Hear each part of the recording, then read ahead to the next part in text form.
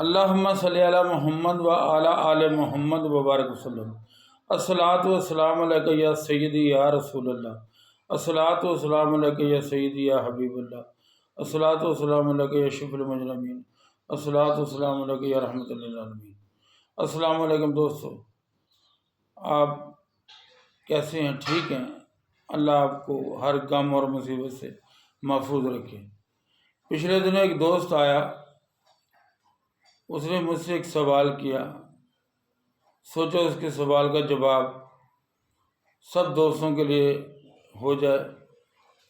اس نے مجھ سے یہ سوال کیا کہ میں نے ایک پیر کی بیعت کی تھی، یہ معاملات ہیں، پیر بھی بڑا گدی نشیں ہے، کیا وہ میرا پیر ہے یا کہ نہیں ہے؟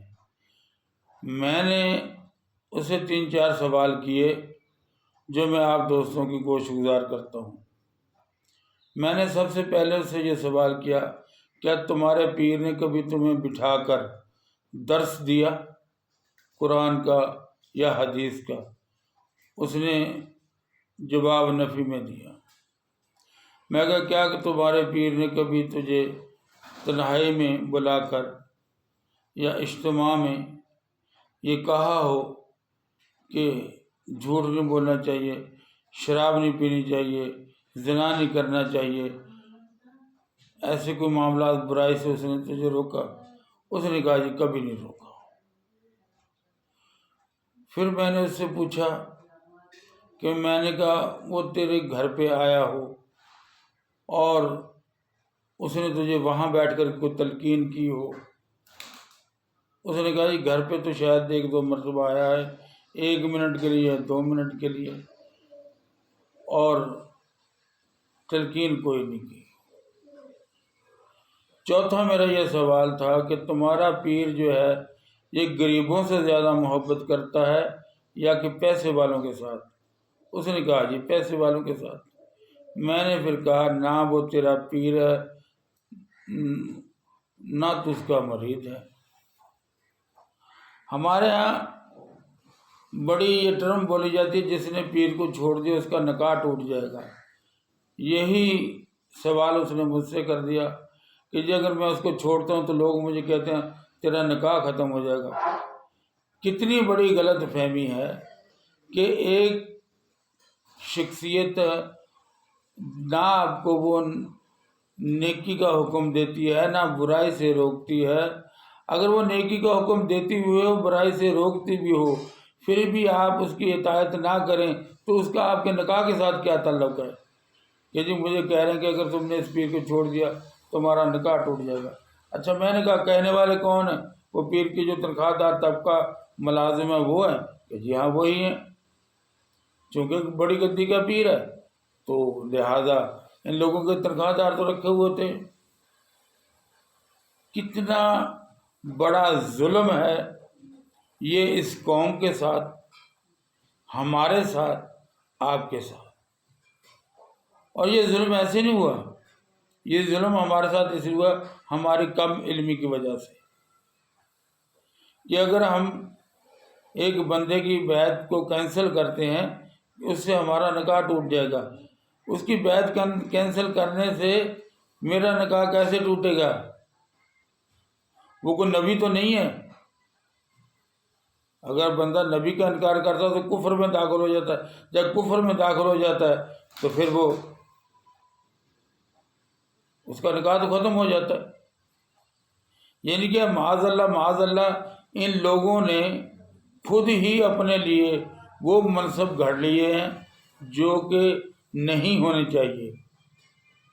کیا حق پہنچتا ہے اس پیر کو یا اس کے تنخواہ دار طبقے کو یہ بات کہنے کا کہ اگر تم نے بیعت توڑی تمہارا نکاح ٹوٹ جائے گا، تو تمہارا نکاح ختم ہو جائے گا؟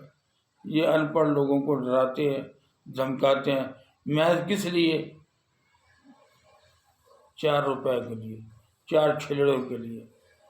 اور ہمیں بھی چاہیے کہ ہم علم حاصل کریں، ایسے لوگوں کو لتر لگائیں جو یہ کہیں کہ تم نے اگر پیر کی بیعت توڑ دی تو تمہارا نکاح ختم ہو جائے گا۔ پیر شیخ عبد القادر جیلانی نے کتنے اولیاء سے فیض پایا؟ حضرت داتا صاحب فرماتے ہیں کہ میں نے اپنے دور کے 300 اولیاء سے فیض پایا۔ حضرت امام ابو حنیفہ کے استاذ میں سے 400 لوگوں کا نام آتا ہے۔ یہ لوگ جو بر صغیر کی پیری مریدی ہے نا، اس سے اللہ بچائے۔ اور پھر آپ کو صبر اور شکر کا تو درس دیتے ہی نہیں۔ اگر آپ کے لیے کچھ ہے، یا تو آپ پیر کی اطاعت کریں، یا پھر آپ کا گھر برباد ہے۔ نہ وہ پیر نبی ہے، اور یہ بھی گارنٹی سے نہیں کہہ سکتے کہ وہ اللہ کی بارگاہ میں قبول منظور ہے، یہ اس کی گارنٹی نہیں ہے۔ کوئی بھی زندہ انسان خود کو، چاہے وہ کسی بھی درجے پہ کیوں نہ ہو، یہ نہیں کہہ سکتا کہ مجھے اللہ تعالیٰ نے بخش دیا۔ یہ زندہ انسان نہیں کہہ سکتا، یہ تو مرنے کے بعد کے معاملے ہیں۔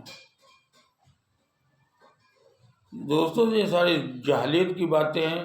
اگر آپ بھی کسی ایسے پیر کے چنگل میں پھنسے ہوئے ہیں جو آپ سے یہی ڈیمانڈ کرتا ہے جیسی ڈیمانڈ اس نے میرے دوست سے کی، تو آپ کو ایسے پیر کی اطاعت بالکل بھی نہیں کرنی چاہیے۔ ایسے پیر سے اپنی جان چھڑائیں۔ کسی صاحب شریعت انسان کو اپنا بنائیں پیر۔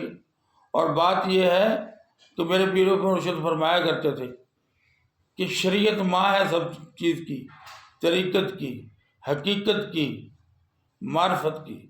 شریعت سب کی ماں ہے۔ جو کوئی بھی شریعت محمدی سے روگردانی کرے گا، وہ نہ پیر ہے، نہ عالم ہے، نہ مولوی ہے، خواہ وہ کوئی بھی ہو۔ تو دوستو، ایسا اگر کوئی آپ کے علاقے میں بھی پیر ہے جس کو صرف مرید بنانے کا شوق ہے اور پیسے اکٹھے کرنے کا شوق ہے اور لوگوں کی اصلاح کے ساتھ اسے کوئی مطلب نہیں، ایسے پیر سے آپ بھی جان چھڑائیں اور اپنے دوستوں کو بھی بچائیں۔ یہ عین فرض ہے۔ ایسے پیر سے بہتر ہے کہ آپ اللہ اور اللہ کے رسول کی اطاعت کریں، قرآن پڑھیں، جتنی میسر ہو سکے قرآن پڑھیں، 5 وقت نماز پڑھیں، کسی بھی پیر کی بیعت نہ کریں۔ آپ کسی بھی پیر کی بیعت نہ کریں۔ اگر ایسا پیر ہے تو ایسے پیر کی نہ تو آپ کے اوپر اطاعت واجب ہے، اور نہ ہی اور ایسے پیر کو پیر ماننا چاہیے۔ اللہ سے دعا کرتا ہوں کہ اللہ تبارک تعالیٰ مجھے اور آپ کو اپنے نیک دوست بندوں سے ملائے، اور ہماری دنیا بھی سنور جائے اور ہماری آخرت بھی سنور جائے۔